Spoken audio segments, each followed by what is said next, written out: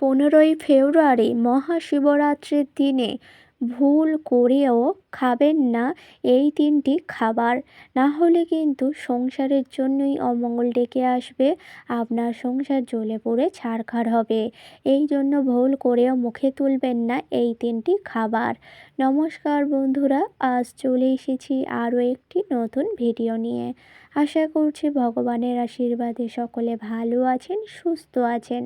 তো বন্ধুরা, 15ই ফেব্রুয়ারি মহাশিবরাত্রির মতো জাগ্রত দিনে ভুল করেও যদি এই তিনটি খাবার গ্রহণ করেন, তাহলে কিন্তু সংসারের জন্য অমঙ্গল হবে। আপনার বাড়িতে কোনো দিন আয় উন্নতি আসবে না।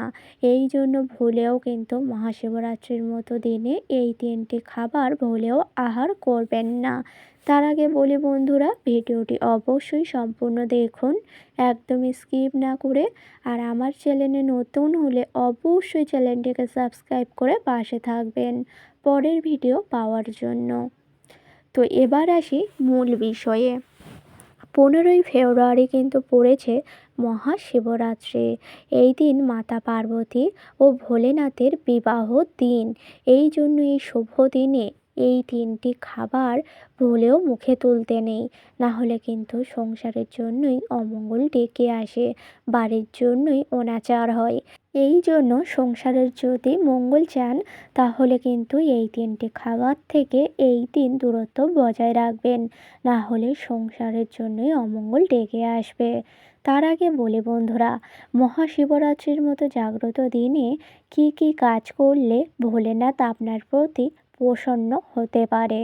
এই দিন আপনারা যদি এই কাজগুলি করেন, তাহলে কিন্তু ভোলেনাথ আপনার প্রতি প্রসন্ন হবেন। যেমন আপনারা যদি মহাশিবরাত্রির ব্রত পালন করেন, তাহলে কিন্তু ভোলেনাথ ও মাতা পার্বতী আপনার প্রতি প্রসন্ন হতে পারে। এই জন্য মহাশিবরাত্রির ব্রত সকলের পালন করাই উচিত। এবং তার সাথে সাথে বলি বন্ধুরা, এই দিনে যদি শিবলিঙ্গে এই কিছু সামগ্রী আপনারা অর্পণ করতে পারেন শিবলিঙ্গে, তাহলে কিন্তু সংসারের জন্যই মঙ্গলময় হয় এবং সংসারে সমৃদ্ধি নিয়ে আসে। তার কারণ হলো, শিবলিঙ্গে এই সামগ্রীগুলি যদি আপনারা মহাশিবরাত্রির দিনে শিবলিঙ্গে অর্পণ করেন, তাহলে কিন্তু ভোলেনাথ সকলের মনস্কামনা পূর্ণ করে। হ্যাঁ বন্ধুরা, এমন কিছু সামগ্রী আছে যা মহাশিবরাত্রির মতো দিনে যদি শিবলিঙ্গে অর্পণ করতে পারেন, তাহলে ভোলেনাথ সকলের মনের আশা পূরণ করে। এই জন্য অবশ্যই করে মহাশিবরাত্রির দিনে শিবলিঙ্গে যারা ব্রত পালন করবেন এবং যারা ব্রত রাখছেন না, তারাও কিন্তু শিবলিঙ্গে এই সামগ্রীগুলি আপনারা অর্পণ করতে পারেন। হ্যাঁ বন্ধুরা, যেমন দুধ, গঙ্গা জল, ডাবের জল, ঘি ও মধু এবং তার সাথে সাথে বেল্লপত্র। বেল্লপত্র ছাড়া কিন্তু মহাদেবের পূজা অসম্পূর্ণ। এই জন্য পূজার থালিতে অবশ্যই করে বেল্লপত্র রাখবেন এবং তার সাথে সাথে তার অত্যন্ত পছন্দের প্রিয় ফুল ধুতুরা ও আকন্দ ফুল। এই সামগ্রীগুলি আপনারা অবশ্যই শিবলিঙ্গে অর্পণ করতে পারেন মহাশিবরাত্রির দিনে। হ্যাঁ বন্ধুরা, এই সামগ্রীগুলি যদি শিবলিঙ্গে অর্পণ করতে পারেন এই দিন, তাহলে কিন্তু ভোলেনাথ আপনার সকল মনস্কামনাই পূর্ণ করবে। এই জন্য অবশ্যই করে এই সামগ্রীগুলি মহাশিবরাত্রির দিনে শিবলিঙ্গে অর্পণ করুন। দেখবেন ভোলেনাথ আপনার প্রতি প্রসন্ন হবে এবং সংসারের জন্যই মঙ্গলময় হবে। এবং তার সাথে সাথে আপনারা এই শিবরাত্রির দিনে যেই কাজগুলি করতে পারেন, তাও কিন্তু সংসারের জন্যই শুভময় হয় বা মঙ্গলময় হয়। যেমন এই দিনে আপনারা চাইলে এই কাজটি করতে পারেন, তাহলে কিন্তু আপনার স্বামীর আয়ু বৃদ্ধি পাবে। হ্যাঁ বন্ধুরা, এই শিবরাত্রির মতো দিনে আপনারা যারা বিবাহিত মহিলারা আছে, তারা অবশ্যই করে যদি আপনাদের সিঁদুরের কৌটে মহাশিবরাত্রির দিনে যদি একটি 1 টাকার কয়েন সেই সিঁদুরের কৌটোর মধ্যে গোপনে রেখে দিতে পারেন, তাহলে দেখবেন আপনার স্বামী রাতারাতি ধনবান হবে এবং সংসারে সৌভাগ্য নিয়ে আসবে। আপনার স্বামীর আয়ু বৃদ্ধি পাবে। তার কারণ হলো সিঁদুরের কৌটে এই দিনে অর্থাৎ মহাশিবরাত্রির মতো দিনে যদি গোপনে রাখতে পারেন সিঁদুরের কৌটোতে একটি 1 টাকার কয়েন, তাহলে কিন্তু অবশ্যই মঙ্গলময় হয় সংসারের জন্য। আপনার স্বামীরও আয়ু বৃদ্ধি পায়। এই জন্য যারা বিবাহিত মহিলারা আছেন তারা এই কাজটি করতে পারেন মহাশিবরাত্রির মতো দিনে। এবার আসি মূল বিষয়ে। এই দিন কোন 3টি খাবার ভুল করেও মুখে তোলা উচিত নয়? ঠিকই শুনেছেন, মহাশিবরাত্রির মতো জাগ্রত দিনে ভুল করেও এই 3টি খাবার মুখে তোলা একদমই উচিত নয়। না হলে সংসারের জন্য অমঙ্গল হবে, সারা বছর রোগ জ্বালায় ভুগবেন এবং আপনার স্বামীরও আয়ু কমে যাবে। এই জন্য ভুলেও বাড়িতে এই দিন এই 3টি খাবার ভুলেও যেন না তোলা হয়।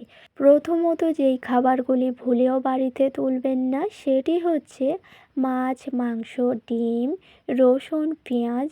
এই খাবারগুলি কিন্তু ভুলেও যেন না বাড়িতে ওঠে মহাশিবরাত্রির মতো জাগ্রত দিনে। ঠিকই শুনেছেন, এই আমিষ খাবারগুলি বাড়িতে ভুলেও তুলবেন না। না হলে কিন্তু সারা বছর রোগ জ্বালায় ভুগবেন এবং শরীর সবসময় অসুস্থ থাকবে এবং বাড়ির জন্যই মঙ্গলময় একদমই হবে না। এই জন্য ভুলেও মহাশিবরাত্রির মতো জাগ্রত দিনে বাড়িতে নিরামিষ খাবারই আহার করবেন এবং যারা ব্রত পালন করছেন তারা কিন্তু উপোস থাকবেন। ভুলেও কিন্তু এই মহাশিবরাত্রির মতো দিনে সবার জন্যই বলা হচ্ছে, আপনারা কিন্তু কেউ এই আমিষ খাবার ভুল করেও খাবেন না। হ্যাঁ বন্ধুরা, ভুলেও কিন্তু এই দিন আমিষ খাবার বাড়িতে তোলা উচিত নয় বা আহার করা উচিত নয়। এবং দ্বিতীয়ত যেই খাবারটি ভুলেও খাবেন না সেটি হচ্ছে কোনো দানা শস্য জাতীয় খাবার। হ্যাঁ বন্ধুরা, এই দিন কিন্তু দানা শস্য জাতীয় কোনো খাবার খাওয়া একদমই উচিত নয়।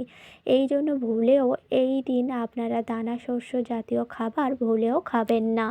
এবং তৃতীয় যেই খাবারটি ভুল করেও খেতে নেই সেটিও কিন্তু খুবই গুরুত্বপূর্ণ। এই জন্য ভুলেও এই খাবারটিও আপনারা মুখে তুলবেন না।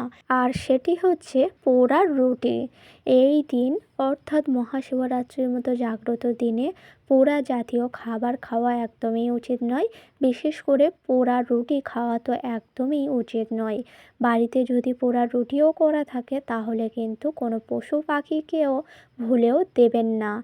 হ্যাঁ বন্ধুরা, ঠিকই শুনেছেন, মহাশিবরাত্রির মতো জাগ্রত দিনে পোড়া রুটি আপনারা তো ভুলেও মুখে তুলবেন না এবং যদি বাড়িতে থাকে তাহলে কিন্তু কোনো পশু পাখিকেও ওই দিন খাওয়াবেন না।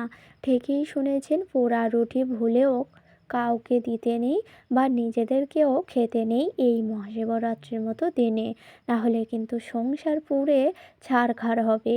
এই জন্য পোড়া জাতীয় খাবার ভুল করেও মহাশিবরাত্রির মতো জাগ্রত দিনে মুখে তুলবেন না।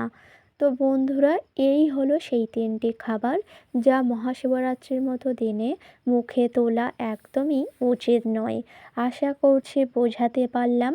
আপনারা কিন্তু ভুল করেও আপনারা মহাশিবরাত্রির দিনে এই 3টি খাবার মুখেও তুলবেন না। না হলে সংসার জ্বলে পুড়ে ছারখার হবে, সংসারের জন্যই অমঙ্গল হবে।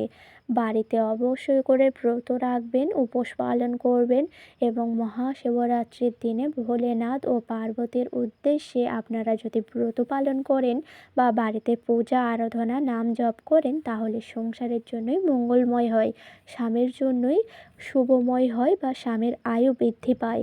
এই জন্য সংসারের মঙ্গলের জন্য এই কাজগুলি আপনারা করতে পারেন। তাহলে দেখবেন সংসারের জন্য মঙ্গলময় হবে, আপনার স্বামীর জন্য মঙ্গলময় হবে এবং আপনাদের জীবন শুভময় হবে। মহাশিবরাত্রির মতো জাগ্রত দিনে ব্রত পালন করলে আপনার সকল মনস্কামনাই পূর্ণ হবে। তো বন্ধুরা, আশা করছি ভিডিওটি সম্পূর্ণ বোঝাতে পারলাম। আজকের ভিডিওটি ছিল এই পর্যন্ত। ভিডিওটি ভালো লাগলে লাইক করবেন, শেয়ার করবেন, কমেন্টে লিখে যাবেন হর হর মহাদেব। এবং আমার চ্যানেলে নতুন হলে অবশ্যই চ্যানেলটিকে সাবস্ক্রাইব করে পাশে থাকবেন পরের ভিডিও পাওয়ার জন্য। সকলকে জানাই অনেক অনেক ধন্যবাদ। হরে কৃষ্ণ, রাধে রাধে।